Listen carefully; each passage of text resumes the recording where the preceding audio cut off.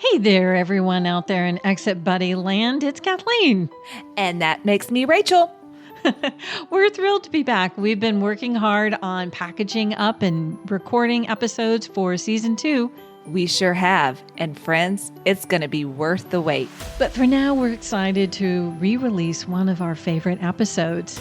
And if you missed it the first time, we got you, and you are in for a treat. Kathleen, tell them what we have lined up. So in this episode, we're joined by Shannon Robb, a Navy veteran who shares his journey of military transition, job search, and preserving passion throughout it all. Enjoy the show, and we'll catch you on January 26th for our next episode. Roll that tape. Hello, everyone, and it's Kathleen. Welcome to Exit Buddy, Veteran Stories to Guide You. We're excited you tuned in to explore the ins and outs of transitioning from military to civilian life. That's right, Kathleen. We sure are. This show is all about supporting the transitioning military community as they prepare to navigate that next chapter. We've got an amazing guest lined up in the studio today to share their journey with us. Don't make them wait. Who is it, Kathleen? Well, I'm so excited that we're speaking to a great friend of mine. We're joined with Shannon Robb, a Navy veteran who went from being a machinist mate to a passionate recruiter, both in the military and now in the civilian world. Welcome to the show, Shannon. Thank you, Kathleen and Rachel. We are so excited that you're here, and I'm so excited that I get to talk to a hero and a recruiter. It is like the perfect combination of amazing there. So super excited, and thanks for being with us today, Shannon. So let's go ahead and start at the beginning.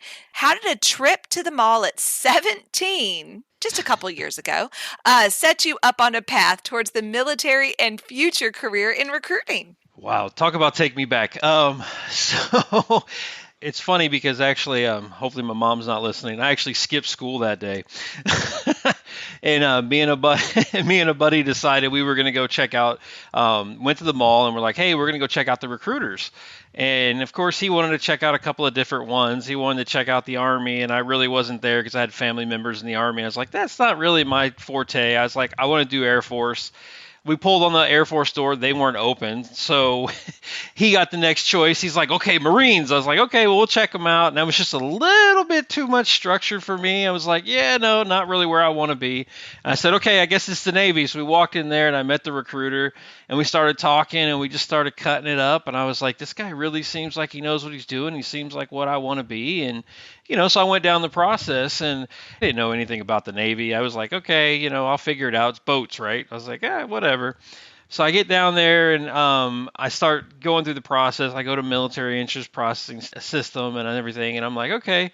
And actually, I was so nervous that my blood pressure spiked. So they made me, they said I had white coat's disease or whatever. So I had to come back later and do it again. So on the process, I got to know my recruiter more. And I was like, Manny, how do I get your job? And he goes, what do you mean? You don't want to do my job? I was like, yeah, I do. I was like, this seems like, the best thing for me. I love helping people. I love talking to people. I think it'd be great for me. And he's like, well, you got to do X, Y, and Z. You got to go first into the Navy, do a certain rating, and then you can, try it out and convert over. I was like, oh, okay. So, I went in there knowing I couldn't do it right away. So I chose to become a undesignated fireman, which actually led me into becoming a machinist mate. So that's really the story of how it happened. I mean, it was just a very good recruiter that seemed like he knew what he was doing and it made it seem awesome. And it just seemed like my forte. Love it. And I love stories. So I'm going to ask about another story, Shannon, if you don't mind, if you will humor us and all of the amazing listeners. I know you're dying to tell it. So now here's your chance. So I know there's a story out there about how you got released to a special program and started that recruiting duty that you were so interested in. Yeah, of course. So actually, that one brings me back to a really good friend of mine, Adam.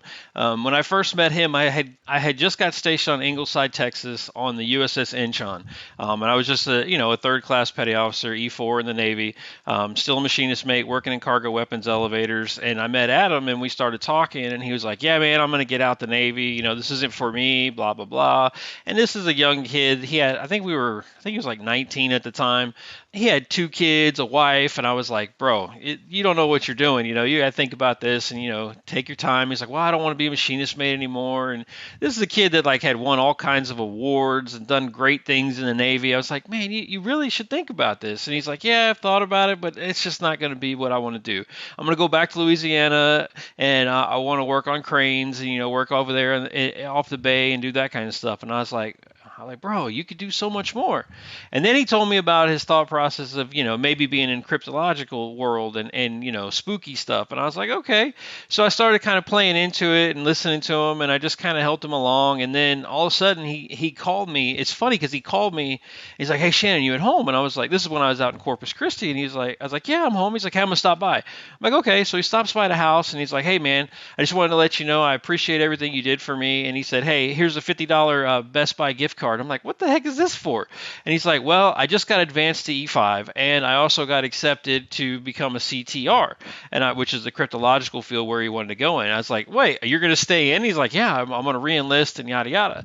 I'm like, that's awesome, bro. And then, that was great.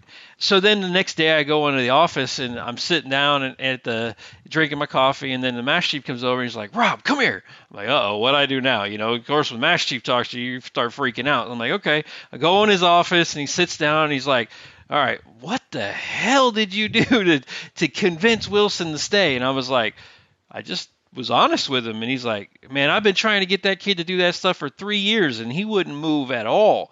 And I was like, I was just honest, listen to what his things were. And, it's just what I'm passionate about. And he's like, well, what is it you want to do? And I was like, well, I want to go to special programs and, I want to try out to be a recruiter because it's really what I think I want to do with my career. And he goes, okay. And we actually had the detailers come on board because we had actually gone through it. We had an explosion on the ship. It caused a fire, and we'd actually end up decommissioning the Incheon. So they brought all the detailers on board, and then they released me from being a machinist mate to go over to special programs, which sent me down the path to become a recruiter. So a little long story to get there, but that's how I got there. But, it's amazing. Sometimes being out there and doing what you love to do and just doing it because it's a passion. And then sometimes, sorry to hear about the fire on the, right. ship, but the universe just sort of says, we're going to just knock you on the right path. So in our pre-call, you talked about how your military transition just sort of snuck up on you. So when did you start thinking about leaving the military? And then how did you pivot once you decided it was time for you? Well, that one was actually kind of hard because honestly, it wasn't something that was on the radar at all. I had really thought that I was going to go on and continue and retire probably at 30 or stay until they told me to leave. I had aspirations to do that, and things just started to change, and a lot of the old school mentality that I had been brought up with leadership styles and things like that I really hung my hat on were changing. And it was just I could just see the change on the wall. And I was like, I told my wife, I was like, honey, this just doesn't seem like the right thing. I said, I think it's time. And she goes, are you sure? And I'm like, yeah, I think so. And I just kind of did that, but it was kind of a lot. It was very fast. It was a transition that I wasn't expecting. So it was, one of those gut check moments where life just kind of hit me in the head. And I was like, oh, crud, what am I going to do now? I had a lot of backlash from the chain of command. They didn't want me to leave. They were like, you're going to make, senior chief. You're going to be on the next path. He's like, you're doing great. We don't want to lose you. I was like, it's just time. And, everybody I think knows when it's time. They see the writing on the wall when it's time to hang up the cloth of the nation. It's just there. It just kind of showed up. And it was really fast. Fast and scary, honestly. I was out in Colorado at the time, and I didn't know anything about. I wanted to go home, but I wasn't sure how I was going to do it. I thought about staying there. Just didn't pan out, and I ended up going back home to San Antonio. I love that. We got into recruiting with a fire, got out with a bang. I mean, I'm seeing a theme here, Shannon. I'm liking what you're putting down. And no, I appreciate that. And so a beautiful part of this podcast and this conversation is really about giving back and sharing your experiences with others so that they know what's coming up. So I'm going to ask you, if you don't mind, to share a little bit of your opinion, your thoughts on what are maybe some common mistakes that you see service members who are getting ready to make that transition, especially those career lifers? What are some of those common mistakes that you're seeing out there? And do you have a tip for checking your ego at the door? Yeah, I think that really is probably the biggest thing. One of the biggest tips is, checking the ego at the door, especially for senior leadership and lifers like myself. When we were in, I was that guy that I'd never thought I was going to get out. So, yeah, I think one of the biggest things is, checking that ego at the door. And also the next thing is taking a lot of time and actually planning out your transition more and taking advantage of the things that are in place. Because like when I retired, mine was a quick decision. So I hate to say that. Sometimes you will get stuck in that. I understand life changes.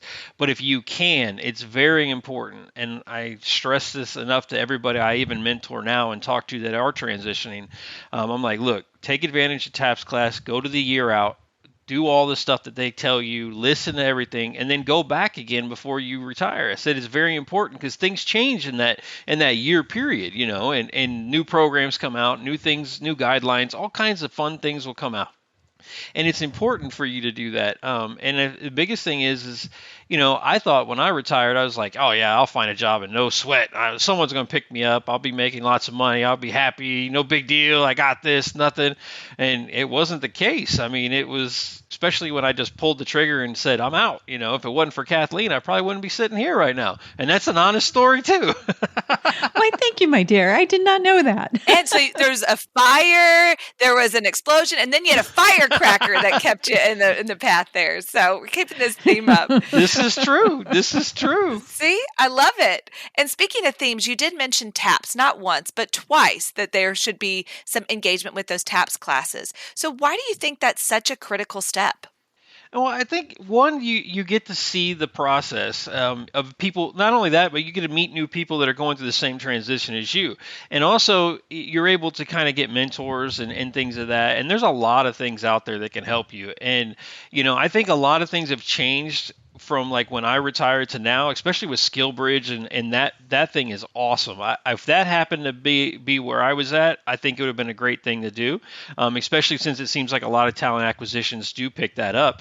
The one thing I would say to my fellow veterans in that aspect is don't plan on that being your next position, because I've seen a lot of people that have gone on SkillBridge, got the experience and been able to network, but they don't end up with that company, which is fine, but they need to keep that in mind, because it's probably not going to be the company you end up with. So, but it is a great thing to go through, and I think that's probably a lot of the things that they would learn in the TAPS class, and be able to find that aspect of things. And if you didn't do it the year out, you're not going to know about the SkillBridge unless someone told you about it. And you trying to do it like 6 months prior to getting out, you're not going to have time to do the SkillBridge. You're not going to have time to take that extra little step and do things. And I've seen a lot of my buddies, that have done it, and it's been a great program for them.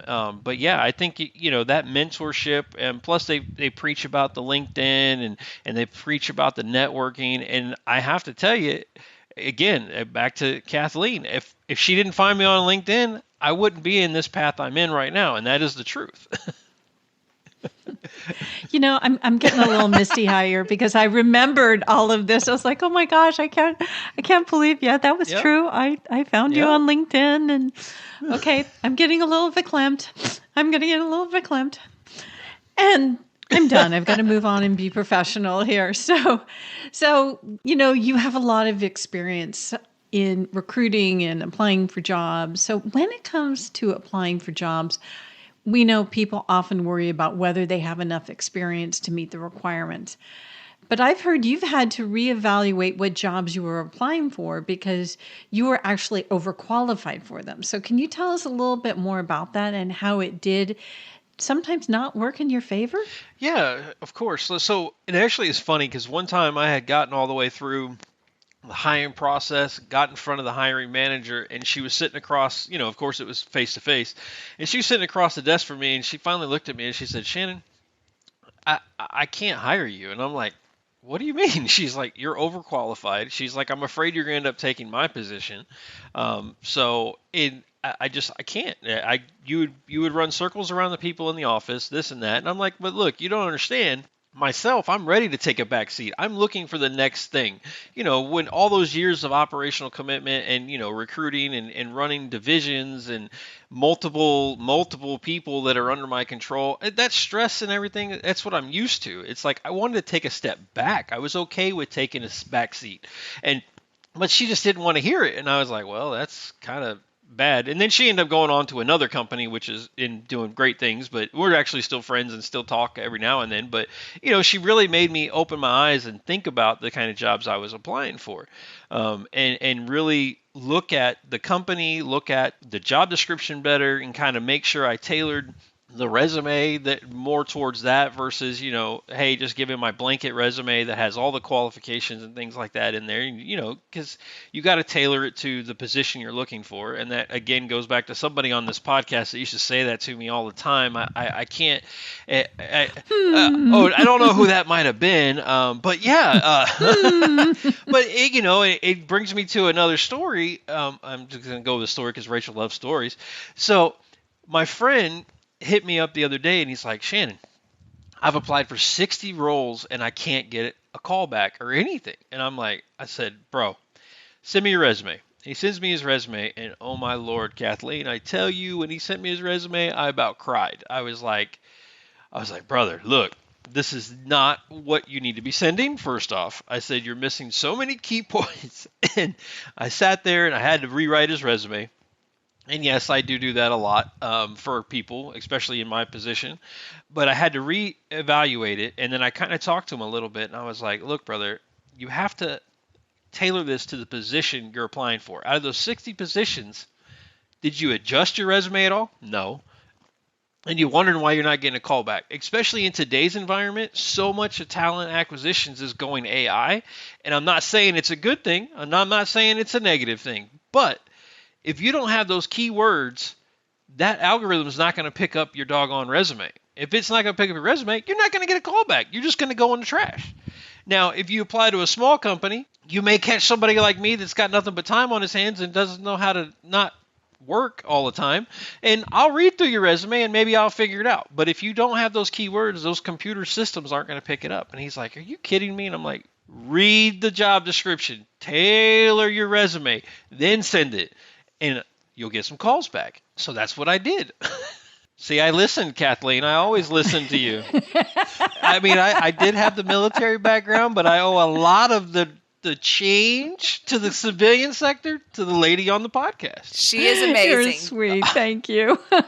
You are correct. And we didn't even pay him to say that, friends. That is a bona fide review right there. I don't know how much barbecue I'd have to ship to you to pay for all of that. I know it would be, tons and tons of it. I don't know. I think those are fighting words, Kathleen. A Virginian trying to send a Texan some barbecue. I don't know. I just feel like that there's other collateral there. I'll send some peanuts there then. You go. Okay, I'll just send some peanuts. There you go. Now we're better. cooking. Well, awesome. Well, speaking of cooking, kind of like cooking is networking. Which can sometimes feel pretty intimidating, especially maybe if you're a little more introverted or starting from scratch in a new location. So what's your advice for veterans on how to start building those connections? Well, my biggest advice is get out of your comfort zone. You have to. It's kind of like what I'm doing now. I don't like doing this. This isn't something I enjoy, but somebody on here again told me, you'll be fine. And she knows what she's doing, so I'm going to go with it. But I told you would be fine on a podcast. I knew you didn't want to do it, but you're doing great. Well, and that's the thing. You just got to get out of your comfort zone. And even in recruiting on the military side, it's all about networking. It's all about building, your crop, your people to talk to. You always having to do that. You got to cast your net. And it's the same thing in this. If you're selling yourself to the next person to be able to get your next, role in life. And it's so important. I think if you're very introverted, look for those, I know there's like veteran beer clubs that are out there. There's all kinds of other things. I know here in San Antonio, they have some, I think there was the other one, Bourbon Biz. I mean, there's all kinds of things to allow you to release your ambitions to kind of be able to go and do that in a more relaxed environment. Try that. So as a follow-up to that, you landed your current role by sharing someone's job posting. So can you tell us how networking led to that job opportunity? Yeah, yeah. So, I was sitting there and I was going through LinkedIn, of course, like I always do, and I was just looking for different people and different posts, and I saw something from my current employer, and he's a retired Navy captain, and I saw that he had a need for a recruiter, and I was like, hey, I was like, Dan, is this a remote position? Because I was going to post it on my LinkedIn for you, and he goes, well, Chief, why are you interested? And I was like, well, I wasn't looking, but I always listen to something, that you're pitching. So I got on a call with him, and he started talking to me, and then we just kind of went down the road, and I was like, what, this sounds like something I could do. And I was like, I know I can do the position. I know I can do the job. I know I can help people. And I thought like it would help me more to give back to the community that I wanted to, to help. And that's how it worked out. I didn't understand that it was going to happen that way, but again, LinkedIn got me a second position, and I know maybe I need to get sponsored by them because I'm a two-time hero. But I can't say it enough. I mean, keeping that thing updated and building your network, it's important. It really does help. It does. And keeping it updated. I can tell you that a lot of people don't keep it updated. Oh, So yes, I've ma'am. heard you say that the military instills a no-fail mindset. How has that, along with your other skills, guided you in your work in the civilian sector?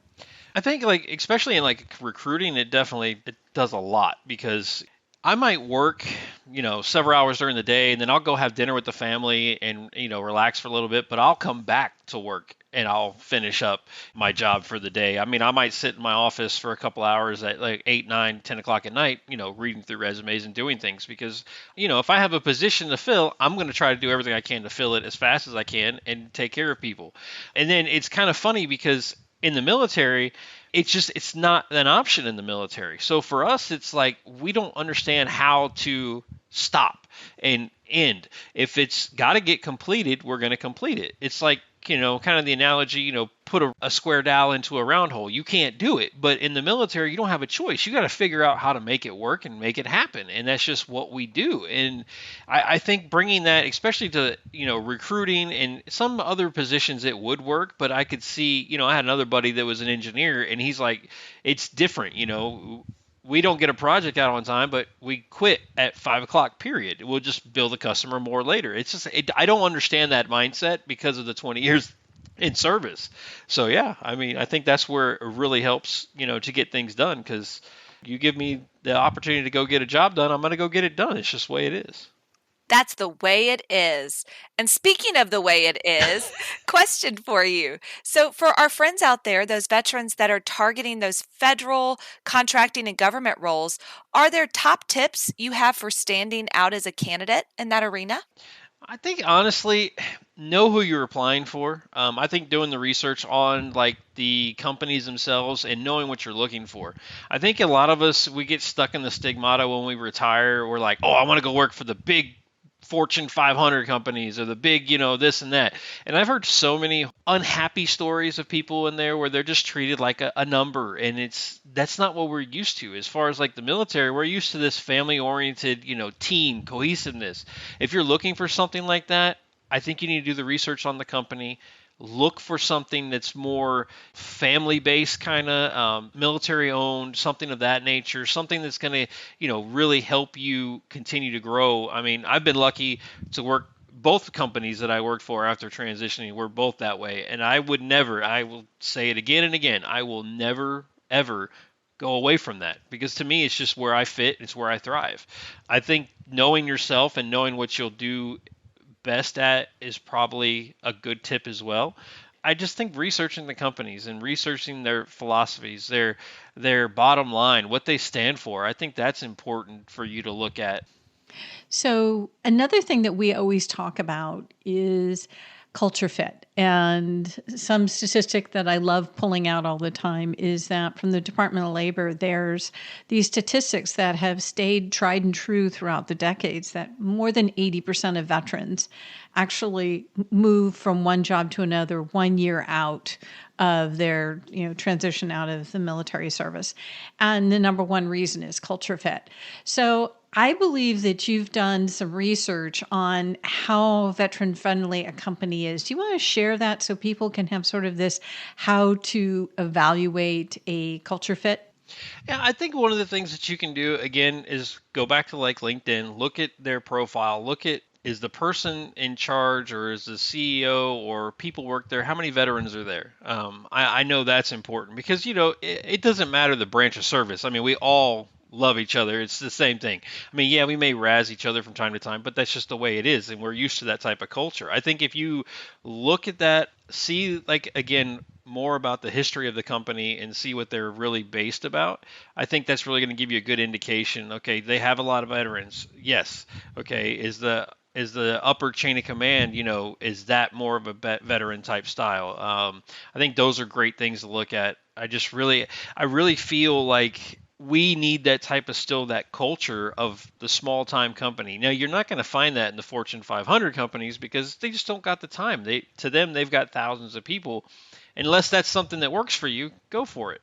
But I think that dialing down and looking at a lot of these companies say that they are veteran friendly. I think a lot of that's changed from like when I retired back in 2017 when I started looking. A lot of these companies just use that as like a tagline just to try to get people. And then when you really look back and peel the onion, you're like, there's not many veterans that are on here. There's not many vets that are actually working at this company. So, I'm not going to, that don't seem like the culture fit that I'm looking for. So, in your pre call, you compared military transition to parents watching their kids grow up. Everyone warns you it's fast, but you don't feel the gravity of it until you're in it. So, hindsight 2020, if you could stop the time machine and give your transitioning self one piece of advice, what would that be? I think that would be myself would be to listen to all the hype that I was told about transitioning. Take it all in, find a mentor, find a person to help me to guide me through the process versus just jumping in with both feet and hoping for the best because that's not really the plan. I really believe that we have changed over the it's been a while since I retired. Since that period of time. Because I get to talk to these kids now when they're transitioning, and the young generation, oh man, they got their stuff on point. Those kids, they pay attention, they listen, they take advantage of the documentation that's put out there, all the guidance that's put out there. It's us old salts that we think we know everything. So I think we really have to, again, check your ego at the door, pay attention to what you're looking at, take advantage of what's out there because I guarantee you it'd make it a lot smoother of a transition. And find a mentor, find somebody that just went through it. And I think also finding somebody that went through it like a few years later than that person will help you as well because you can compare the differences. Things are different. Like I've said 100 times, my story was crazy. It was the scariest thing I ever did besides having a child and not knowing what I was doing. I mean, it was the scariest thing I ever did. And, I was very lucky along the way that, it worked out and someone found me. And I think finding a mentor, keeping those things up to date, listening to what they got to say is so much what I would have done differently. Yeah, that's how I feel about it. That's probably what I would tell my younger self. Just a follow-up question on that. You had a passion and before you got into just as you were getting into the military in recruiting, and then you went through a variety of different career twists and turns in the military.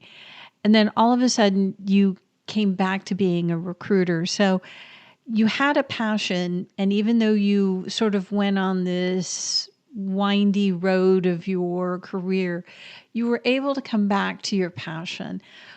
Will you be able to tell your younger self, don't worry, keep your passion, you'll be able to follow it? Because I think that that's one thing I see a lot of transitioning veterans do. They're like, I really like doing this one thing, but it doesn't look like I'll find it out there in the civilian world. Yeah, I think you have to be true to yourself. I think your passion really drives you. Go for it. I mean, my father always told me when I was younger, he's like, Shannon, it ain't about making $1 million. It sounds great, but he said, if you're not happy doing it, what's the money going to do for you? It's not going to do anything. You're just going to keep working for the money. And, I tell my boys the same thing. It's funny because like my boys are, and it's kind of off topic because it's not military version, but my boys are into construction and they love doing that kind of work. And my wife is like, no, they need to go to college. They need to do this. They need to do that. And I'm like, honey, there's too many blue collar people out there that aren't going to be able to do this. They're not going to be able to build homes. AI can't take over that kind of stuff. Sorry, it's not going to happen. I said, eventually this is going to be the new doctor, lawyer, and people. And I'm like, that's their passion. They enjoy working with their hands. I understand that because, I am a woodworker on the side, so I enjoy doing that. I enjoy doing this as well. I'm getting older. This passion is more my forte than considering going out in the hot 100-degree weather and doing what my boys do. I get what they're doing. You got to stick with your passion, because then you're not really working a day in your life. You're enjoying it. You're just able to help people, and you're able to, at the end of the day, when we go to the pearly gates, we're able to say, hey, I did my way. I lived my passion. I was able to do what I wanted to do, and I did it the right way. I mean, I got to help people along the way. I've done a lot of great things helping people. I get calls from people still today. I helped a Marine find a position as she was getting out. She's a single mom and she was scared. And now she's sending me her certificates from, best worker or whatever she just got. And she's like, hey, Chief, look what I did. Not bad for a Marine, huh? I mean, I'm like, those are stories I enjoy. I mean, that's what I do this for. It's not for the paycheck. It's for that. It's to help people along the way to make their transition easier than mine was, especially. And yes, of course, I do find the government employee that has retired or took, in the current situation. They're like, hey, I'm not ready to retire, but I took it because I thought I was, and now can you help me get back on the contractor side? But I mean, that's what I love doing. I love those stories. To me, that's all the wealth in the world. It's not like I work a day in my life. I mean, honestly, I don't. I get to work from home and do what I do and talk to great people. And, it's just my passion's there. And I think if you lose your passion, you've lost that life. Honestly, I think you need to pay attention and go do what you need to do and stick with it. Awesome. Shannon, always great to see you. Thanks for sharing the story. And thank you for ruining my mascara by making me cry so much. You're welcome. At least I was honest.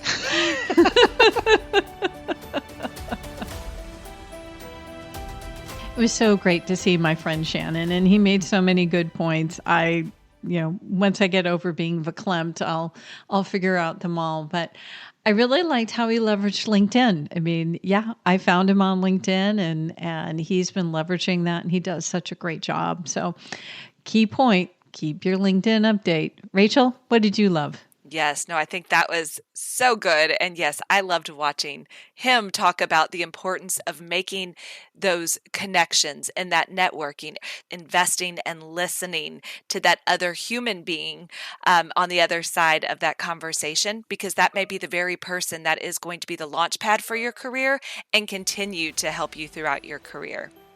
Well, friends, this is it. The very end, and you've made it here. So be sure to follow us. Text this episode to a fellow exit buddy. Take care, and until next time, toodles. Bye-bye.